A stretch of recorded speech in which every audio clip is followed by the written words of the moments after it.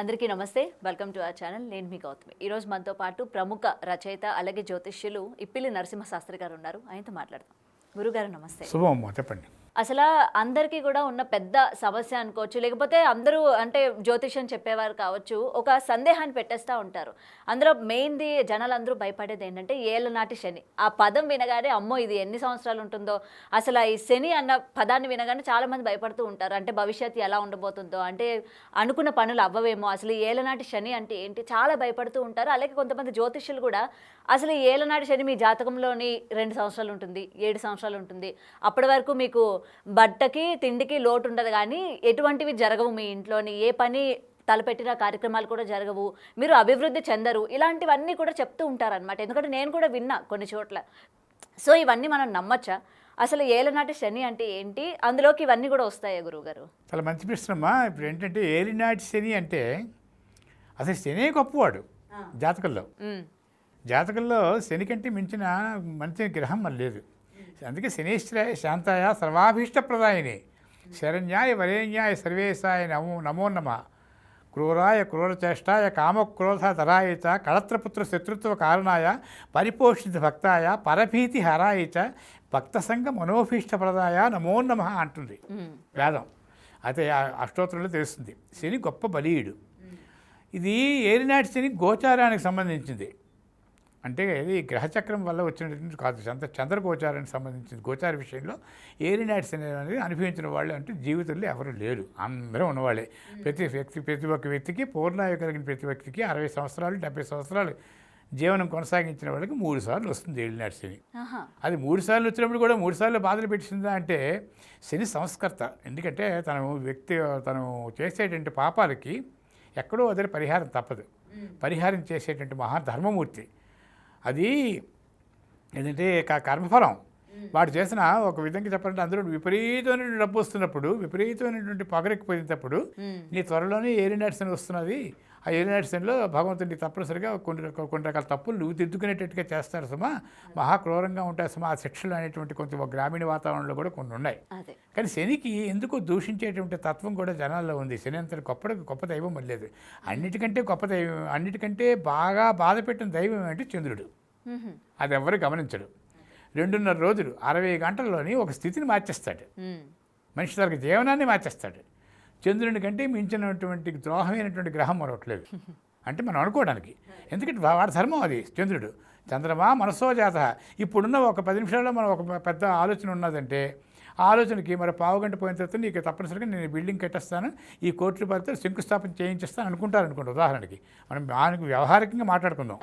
అనుకున్న తర్వాత ఏంటవుతుంది, 10 నిమిషాల తర్వాత అంతా ప్రిపేర్ అయిపోతారు. అడ్వాన్స్ కూడా ఇచ్చేసరికి మీరు అయిపోయి ఎవరికి మధ్యవర్తిని పెట్టి నేను బిల్డింగ్ కట్టేస్తానంటారు. ఒక్క 10 నిమిషాల తర్వాత ఏమిటవుతుందంటే వృషభ నక్షత్రం 2వ పాదంలో ఆలోచన కలిగింది అతనికి. వృషభ నక్షత్రం 3వ పాదంలోని వెంటనే చంద్రుడు ఏంటవుతాడంటే అక్కడ ఉన్న వృషభంలో మరి ఉండడు, మిథునిలోకి వచ్చేస్తాడు. అది శత్రుక్షేత్ర స్థితి అవుతుంది. ఏంటమ్మా నీ ప్లాన్ అని అయిపోయింది, ఎవరికి అడ్వాన్స్ ఇవ్వాలన్నా ఉన్నా కొంచెం డబ్బులు ఇవ్వంటే పట్టే చూద్దామండి, కొంచెం ఆలోచిద్దాం అని చెప్పి ఇంత పటాపంచలు అయిపోతుంది.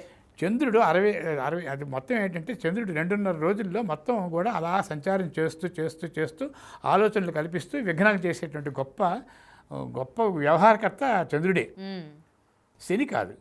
అయితే శని గొప్ప 2.5 రోజుల్లో చేసేటువంటి గుణాన్ని 30 నెలల్లో చేస్తాడు శని. అయితే ఎవడు గొప్ప? శని గొప్పవాడే కాదు. 30 నెలల్లో ఆలోచించి 29వ నెలలో బాధ పెడతాడు. అది ఎవరికి అర్థం కాదు. అర్థమైంది. 2.5 సంవత్సరాల్లోని 29వ నెలలో బాధ పెడతాడు. 30 నెలలు 2 సంవత్సరాలు 6 మాసాల్లోని 2 సంవత్సరాలు 5 నెలలు శుభాన్ని ప్రసాదిస్తాడు. అది మనకి గోచారంలో చక్కగా తెలుస్తుంది ఆ విషయం. ఇకపోతే మేషరాశికి శనికి కొన్ని స్వక్షేత్రాలు ఉన్నాయి. మకరాలు కుంభం, మకరం ఒకటి కుంభం ఒకటి. తర్వాత గురు రాశులు కోదండం ఒకటి, అంటే ధనస్సు ఒకటి, మీనం ఒకటి. ఆ 2 రాశుల్లోని తర్వాత ఏంటంటే మకర కుంభాల్లోని స్వక్షేత్రంలోని, మిత్రక్షేత్రంలోని సింహంలోని, అది శత్రుక్షేత్రంలోని, మిత్రక్షేత్రంలోని ఇవన్నీ ఉంటాయి. మిత్రక్షేత్రంలో అలర పెట్టడు. శత్రుక్షేత్రం సింహం కానీ అది సూర్యభగవానుడిది. కొన్ని శత్రుక్షేత్రాలు ఉన్నాయి. ఆ శత్రుక్షేత్రాల్లో ఉండేటప్పుడు మాత్రం చిన్న ఇబ్బందులు కలుగుతాయి. అది 2.5 సంవత్సరాలు శని వల్ల మాత్రం అది ఇబ్బందులు పడ్డాం అని మాత్రం మనం అనుకోకూడదు. అది అలాగే 30 నెలలు గడుస్తూనే ఉంటుంది. తర్వాత ఆయుక్కారకుడు శని ఎక్కడ అపకారం చేయడు, ప్రాణాన్ని తీయడు. 2.5 సంవత్సరాలు మొట్టమొదటి వెళ్ళినాడు శని కొన్ని రోగకారకాలు అవుతాయి. ఆ రోగకారకాలు తనకేవో ఆరోగ్యపరంగా కొన్ని రకాల ఇబ్బందులు వచ్చాయంటే మిగతా గ్రహాల తాలూకా సంచారం తాలూకా ప్రభావాలు బట్టి ఆ దశలో ఏ దశలోని ఏ అంతర్దశలో అప్పుడు అది ప్రభావం చూపిస్తున్నది. అంతేగాని పర్టికులర్గా శని వల్ల కాదు. శని వల్ల కాదు, అది గుర్తుంచుకోవాలి. ఈ శని పట్టింది ఏలి నాటి శని అని చెప్పి స్టాంప్ వేసిన తర్వాత శని వల్ల కాదు. ఏ దశ అయితే తిరుగుతున్నదో ఆ దశ బాగులేకపోతే ఆ దశలో 18, ఇప్పుడు చెప్పాలంటే రవి తాలూకా సంవత్సరాలు 6, చంద్రుని తాలూకా సంవత్సరాలు 10, కుజుని తాలూకా సంవత్సరాలు 7, ఈ ప్రకారంగా లెక్కేసుకుంటే ఆ రాహు 18, శుక్రుడు 20, శనికి 19, బుధుడు 17, ఈ ప్రకారంగా ఉన్నాయి. ఆ దశల్లోని అన్ని సంవత్సరాలు ఉండేటప్పుడు వారి తాలూకా అంతర్దశల్లోని ఏదైతే ప్రభావాలు జాతకంలో ఉండేటువంటి ప్రభావాల్లో ఏదో అంతర్దశ కూడా బాగోలేకపోతే దశ కూడా బాగోలేకపోతే దాని ప్రభావం తీవ్రంగా ఆ వ్యక్తి మీద చూపిస్తుంది. ఆ చెప్పించినప్పుడు ఈ ఏలినాటి శని కూడా అప్పుడు ఎంటర్ అవుతుంది అనుకోండి, ఈ ఏలినాటి శని ప్రభావమే అని చెప్తారు. అర్థమైంది కదా, మీకు అర్థమైంది కదమ్మా. అది దాని తాలూకా కారణం తప్ప ఏలినాటి శనిలో ఏ ఒక్క వ్యక్తికి కూడా హాని జరగదు. ఏలినాటి శనిలో అమ్మాయిలకు వివాహాలు జరుగుతాయి, ఎన్నో రోజులుగా జరగని వివాహాలు కూడా అమ్మాయిలకు జరుగుతాయి. తర్వాత ఏంటంటే ఎంత తాపత్రయపడినా అవదు, ఏలినాటి శనిలోనే అమ్మాయికి పెళ్ళి అవుతుంది. ఎప్పటి నుంచో కలగంటారు వాళ్ళు, ఇల్లు కట్టుకోవాలి గృహసౌఖ్యం. ఏలినాటి శనిలో గృహసౌఖ్యం జరుగుతుంది, వాహనం కొనుగోలు జరుగుతుంది. అన్ని రకాల శుభాలు జరగాలంటే మాత్రం ఏలినాటి శని రావాలి. అది మాత్రం పక్కన పెట్టేసి ఏలినాటి శని బాధలు పెడుతున్నారు అనుకోవడం మాత్రం ఒక అపోహ మాత్రమే. తర్వాత మొదటిసారి వచ్చేటప్పుడు చిన్న వ్యాధిగ్రస్తం చేస్తుంది, తెలియని రోగం చూపిస్తుంది. తెలియని రోగం, బంధు విరోధం, అకస్మాత్ కలహం, అనవసర ధన వ్యయం, ఈ 4 పాయింట్లు ఉంటాయి. తెలియని రోగం, మానసిక రుగ్మత. అంటే ఒక విధంగా ఏదో ఒక పులి ఉంది అంటే ఇప్పుడు అది ఉదాహరణ చెప్తున్నానంటే దానికి నమ్మకమేనమ్మ ప్రధానం. ఇలా తప్పట్లు కొడుతున్నప్పుడు ఎందుకు ఇలా తప్పట్లు కొడుతున్నావు అంటే ఇక్కడ ఇలా తప్పట్లు కొడితే పులులు రావురా అన్నట్ట జోక్ ఇది. అయితే ఇదేమిటి, ఇది ఇది మంచి సిటీరా, ఇది ఎక్కడ పులులు అంటే అంటాడు. తప్పట్లు కొడుతున్నందువల్ల ఆ పులులు రావు అంటాడు వీడు, అసలు పుల్లేదేమంటాడు వాడు. ఎప్పుడు తెగుతుంది ఇది? కాబట్టి శని వల్లే నాకు బాధలు వచ్చాయంటారు వీళ్ళు, వాడు ఆ వ్యక్తి అంటారు. పై జ్యోతిష్ శాస్త్రజ్ఞులు తెలిసిన వాళ్ళు ఏంటంటే దశ అంతర్దశల వల్ల నీకు వచ్చే కానీ శని కాదు. ఎక్కడ తెలుస్తుంది, ఎక్కడ విడుతుంది ఈ ముడి? కాబట్టి శని పెట్టినప్పుడు అని ఏలినాటి శని ప్రభావం దానికి తీవ్రంగా ఉందని మేము బాధపడిపోతున్నాం అనుకున్న వాళ్ళు మాత్రం ఒక్కటే, వాళ్ళలోని కొన్ని అవలక్షణాలు ఉంటాయి.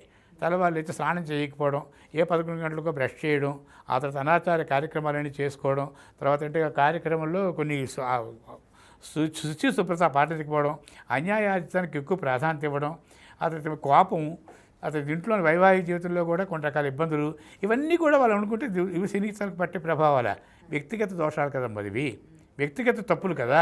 మనిషి సంస్కరించబడినప్పుడు ఒక ధర్మం మీద ఉండేటప్పుడు ఒక శివారాధన, ఒక శుచిపోతున్న వాతావరణం, ఇవి కలిగి ఉన్నప్పుడు శని గొప్ప యోగాన్ని ఇస్తాడు. అవి ఎందుకు అలవర్చుకోదు? అవి మనం చేసిన తప్పులకి ఆయన మీద తోసేస్తారు. కాబట్టి ఏలినాటి శని మాత్రం తప్పనిసరిగా ప్రతి ఒక్కరి వరకు కూడా అందరికీ శుభదాయకమైనది.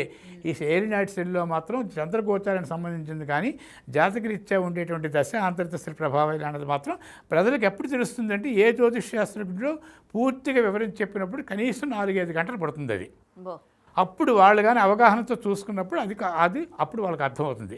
కాబట్టి ఏలినాటి శని నుండి ఎవరూ భయపడకూడదు. రేపు వచ్చే మేషరాశికి కూడా ఇప్పుడు 2.5 సంవత్సరాలు మేనంలోకి వస్తాడు, కుంభరాశి నుంచి మేనంలోకి వస్తాడు 2025లో. మేషరాశికి మేనంలోకి వచ్చినప్పుడు దుర్వ్యయం అంటారు.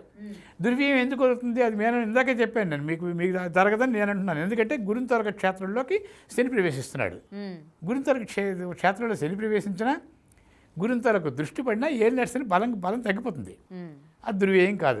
మేషంలోకి వచ్చేటప్పుడు మళ్ళీ గురుంతలకు సంచారం కూడా చూసుకోవాలి, ఏ శుభగ్రహంతలకు సంచారం కూడా తిరుగుతున్నదే చూసుకోవాలి, చంద్రుని తరకు స్థితి తెలుసుకోవాలి, దశలు తెలుసుకోవాలి. అప్పుడు మేషంలో ఉండి నీతి పట్టిన ఉన్నాడు శని, అక్కడ కొన్ని ఇబ్బందులు ఉన్నాయంటే దానికి తగినట్టు మనం ఏం చేస్తున్నాం తప్పులు అని చెప్పి ఆలోచించుకోవాలి, ఆ తప్పులు సరిదిద్దుకోవాలి. అవి ఏమి చేయవు. మళ్ళీ వృషభంలోకి వెళ్ళినప్పుడు శనికి మరో గుణం ఉంది. 7.5 సంవత్సరాల్లోని పెట్టిన బాధలు తను దిగిపోతూ అంతకంత రెట్టింపు ఇచ్చి దిగిపోతాడు. For more videos like this, subscribe Big TV channel.